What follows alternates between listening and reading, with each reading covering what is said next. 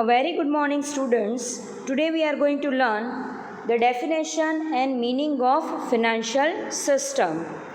Financial system is an intermix of financial institutions, capital market, money market, debt market, financial assets, financial services, and so on.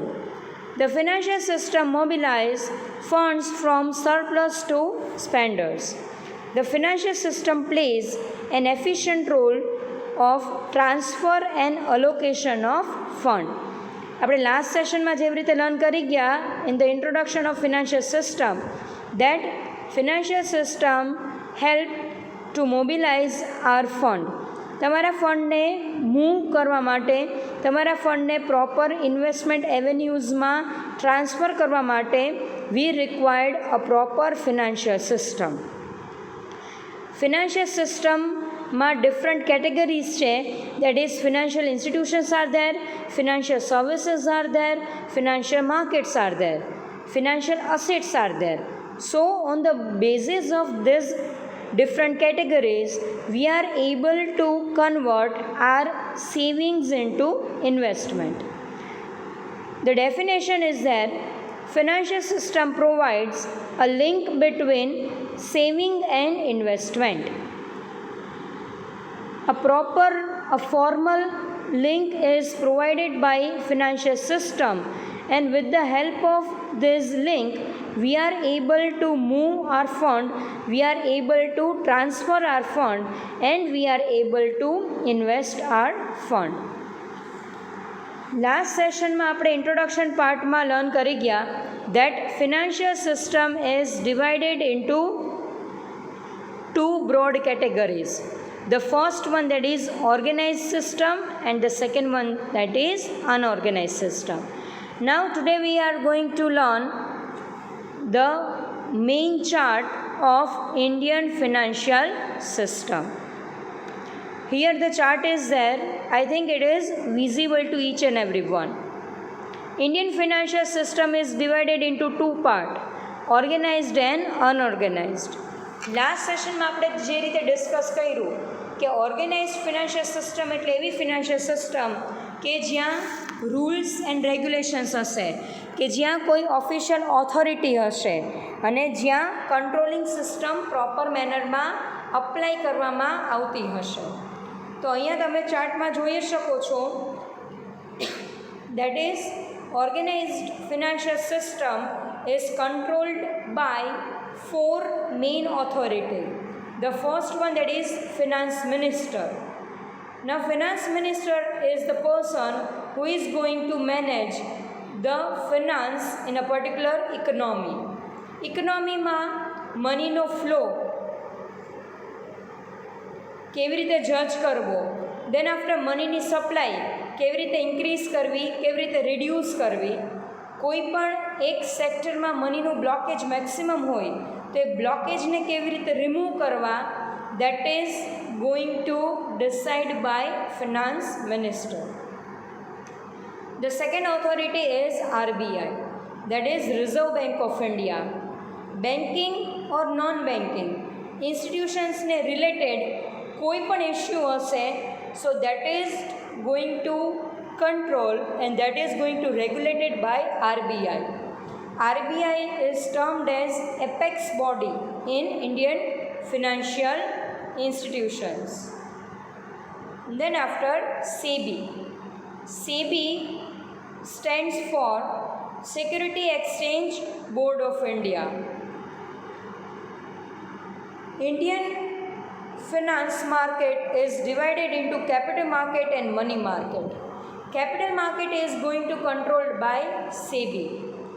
જ્યાં organisation કે જ્યાં કોઈ પણ institutions કે જ્યાં કોઈ પણ બેંક પોતાના લોંગ ટર્મ બોરોડ ફંડને રેઇઝ કરે છે, that market is termed as capital market, and capital market is controlled by SEBI. And the last one that is IRDA, IRDA, that stands for Insurance Regulatory of development authority. Insurance સેક્ટરને LIC, then after UTI કે જેને control કરે છે that is IRDA. IRDAના rules અને રેગ્યુલેશન્સના basis ઉપર insurance પોલિસીનું ફ્રેમવર્ક થાય છે. હવે ઓર્ગેનાઇઝડ ફિનાન્શિયલ સિસ્ટમ 4 મેઇન કેટેગરીઝમાં ડિવાઈડ થયેલું છે. The first one that is financial institutions, then after financial market, then after financial assets or financial instruments, and the last one that is financial services. One by one આપણે different કેટેગરીઝને ડિટેલમાં learn કરશું. The first one that is financial institutions. Financial institutions are the intermediaries who mobilize savings and allocate funds. કોઈ પણ financial સિસ્ટમનું main role જો કોઈ play કરતું હોય કોઈ category, so that is financial institutions, કે જે પ્રાઇમરી ઓર બેઝિક ડીલર સાથે ડીલ કરે છે. મારી જે પ્રાઇમરી નીડ છે, મારી જે નોમિનલ ડીલ છે, તો એ મારી રિક્વાયરમેન્ટને ફૂલફિલ કરવા માટે I am going to approach any of the formal financial institutions, and with the help of that financial institutions I am able to convert my saving into investment. હવે formal organised financial સિસ્ટમને જ્યારે તમે adopt કરો છો તમારા સેવિંગ્સને ઇન્વેસ્ટમેન્ટમાં convert કરતી વખતે, એ વખતે આપણે ધ્યાનમાં રાખવાનું છે કે જે તમારી અમાઉન્ટ છે, investment amount, that must be controlled by you. તમારી ઇન્વેસ્ટમેન્ટની અમાઉન્ટ તમારે જજ કરવાની છે, કારણ કે ઓર્ગેનાઇઝડ ફિનાન્શિયલ સિસ્ટમમાં risk factor is minimum because it is regulated by the government officials. એટલે રિસ્કનો પરસેપ્શન જે હશે એ ઓર્ગેનાઇઝડ ફિનાન્શિયલ સિસ્ટમમાં minimum to minimum હશે. Now the financial institutions includes commercial bank of public sector and private sectors. એટલે each and every banksને તમે અહીંયા કન્સિડર કરી શકો છો કે જેના થ્રુ તમે તમારું સેવિંગ્સને ઇન્વેસ્ટમેન્ટમાં કન્વર્ટ કરો છો. Then after mutual funds, cooperative banks, all Indian financial institutions such as IFCI, IDBI and Exim Banks etc. Basically જેટલી પણ formal banking or non banking financial institutions છે, they are the main intermediary between the savers and the spenders. The next one that is financial market. Now in Indian financial system, the financial market is divided into two parts. The first one that is capital market and the second one that is money market. Capital market is controlled by SEBI and money market is controlled by Government of India. આપણે next સેશનમાં ઓર next યુનિટમાં learn કરવાનું છે that what is capital market, how it is working, what is money market and how they are working. Now અહીંયા આપણે ખાલી basic એનો idea clear કરશું. Capital market is a market for borrowed fund. The amount involved in capital market investment is generally large and capital market is for the long period of time. It is controlled by SEBI. Now as far as money market is concerned, money market is for the short term financial need. Short term financial need means money market is going to have the different kinds of financial services for a single financial year only. એટલે જો તમારે money માર્કેટમાં invest કરવું હોય તો એનો duration હશે 1 year only.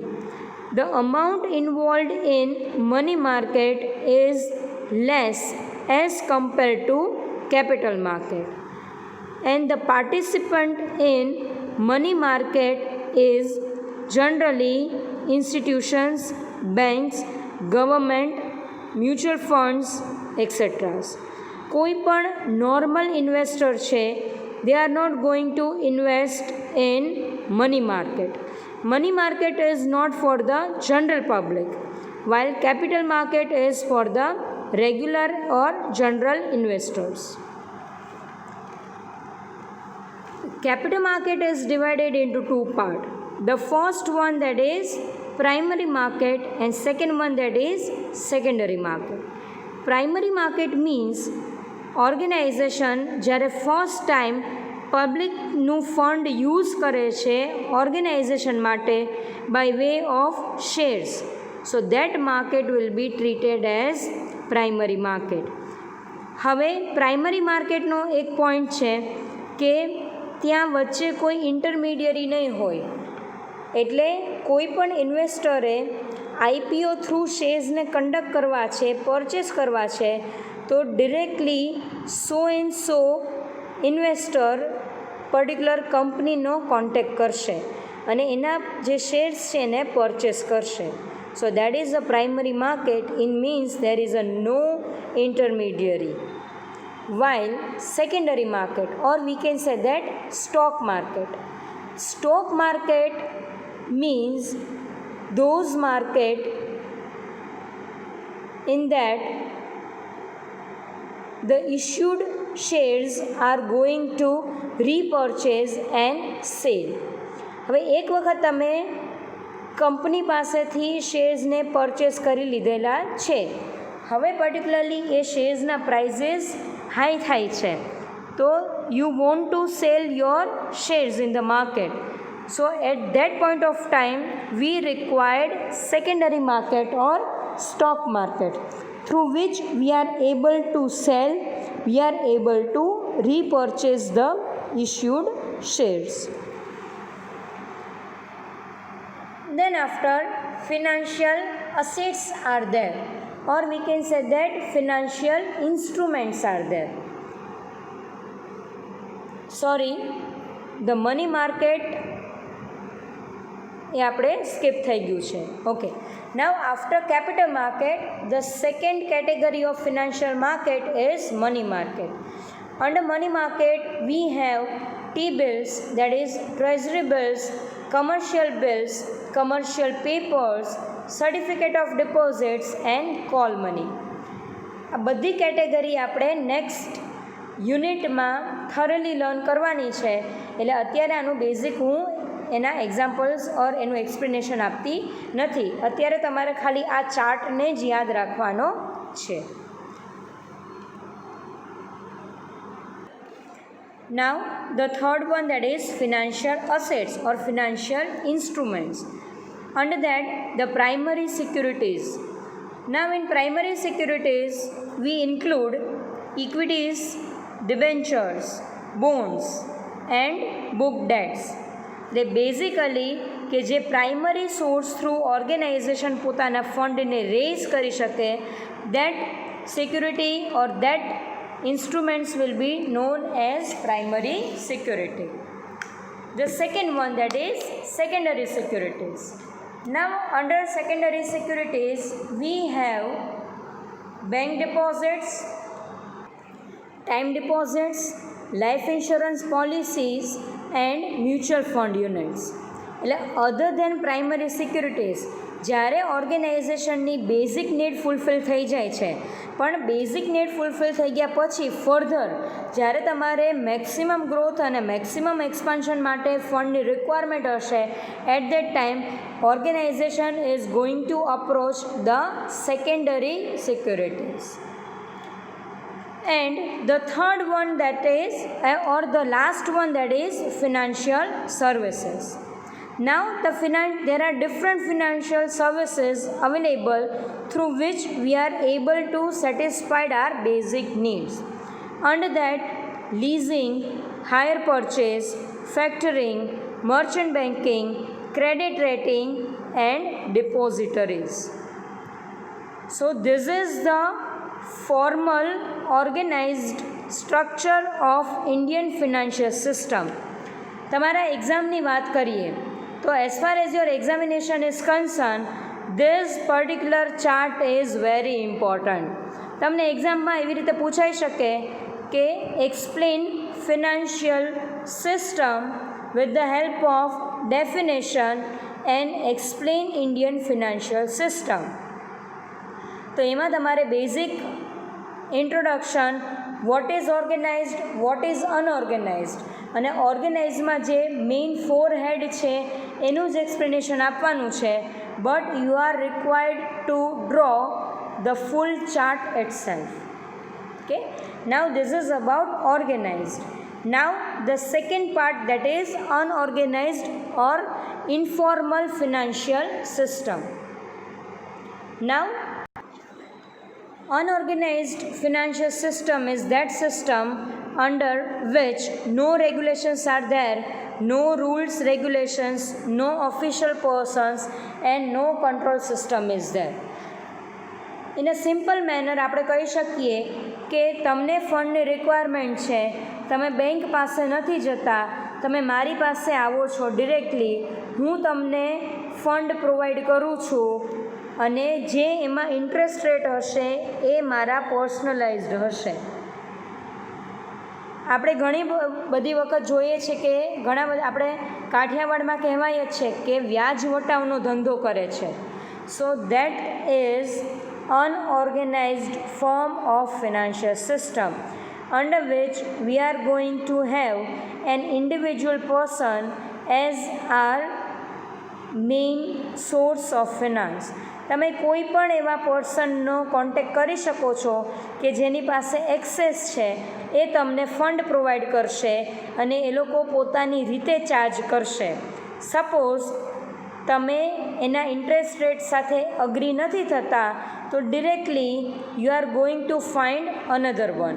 એ તમારી માટે ઇન્ટરેસ્ટ રેટ ચેન્જ કરી શકશે નહીં. Now as compare to organised, the interest rate of unorganized financial system is quite high. એટલે જે મની લેન્ડર્સ છે કે જે નોર્મલ ટ્રેડર્સ છે, બ્રોકર્સ છે કે જે આપણને ફંડ પ્રોવાઈડ કરે છે એ મેક્સિમમ ઇન્ટરેસ્ટ રેટ ચાર્જ કરશે. પણ એક એડવાન્ટેજીસ તો ન કહેવાય, પણ એક પોઈન્ટ છે કે અનઓર્ગેનાઇઝડ ફિનાન્શિયલ સિસ્ટમમાં કોઈ પણ ફોર્મલ સિસ્ટમ આપણે ફોલો કરવી પડતી નથી. હવે તમારે અત્યારે કોઈ પણ ફ્લેટ પરચેસ કરવો છે અને ફ્લેટની મેઇન એની પ્રાઇસ છે 30 lakhs, તમારી પાસે 20 lakhs છે. હવે તમારે રિમેનિંગ 10 lakhs માટે એડજસ્ટમેન્ટ કરવાનું છે. તમારી પાસે 2 ઓપ્શન છે. First one that is home loan અને second one that is any traders or any brokers. હવે તમે બેંક માટે અપ્લાય કરશો એટલે એની ફોર્મલ સિસ્ટમ તમારે ફોલો કરવી પડશે. તો એ ફોર્મલ સિસ્ટમને ફોલો કરતી વખતે અને તમને તમારી લોન સેન્શન કરતી વખતે it will take maximum 3 months. એટલે તમારું જે પરચેસ છે ફ્લેટનું એ ડિલે થઈ શકે છે વિથ 3 months itself. હવે એની સામે તમે કોઈ પણ મની લેન્ડર્સ પાસે જાઓ છો, તમારી કોઈ પણ પ્રોપર્ટી છે, તમારી પાસે ગોલ્ડ છે, એને સિક્યુરિટીના બેઝિસ ઉપર આપો છો and within 10 to 15 minutes you have 10 lakh rupees. એટલે એક છે કે fast system, fast money transfer જ્યાં થતા હોય છે દેટ ઇઝ અનઓર્ગેનાઇઝ સેક્ટર. અને એક સર્વેના બેઝિસ ઉપર તમને જાણીને નવાઈ લાગશે કે ઇન્ડિયન ફિનાન્શિયલ માર્કેટમાં, ઇન્ડિયન ફિનાન્શિયલ સિસ્ટમમાં અનઓર્ગેનાઇઝ સેક્ટરનો પ્રપોર્શન વધારે છે as compare to organised sectors. I think this chart is clear to each and everyone. Okay, thank you all.